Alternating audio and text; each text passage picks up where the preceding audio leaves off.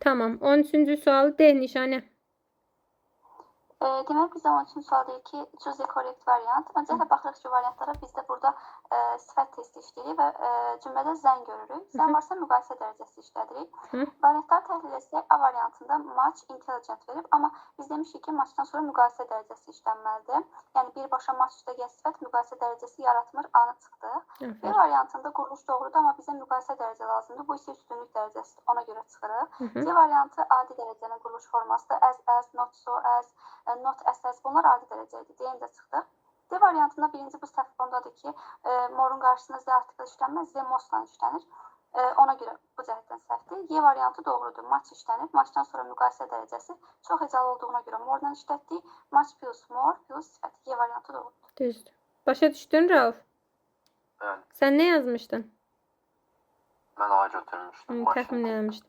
Matchdan sonra müqayisə dərəcəsi gəlməlidir. Matchdan sonra more ya da er axtarmalısan. A bəndə nə more var, nə də er. Ona görə götürə bilmirsən. Amma Y bəndə bax, matchdan sonra more var artıq.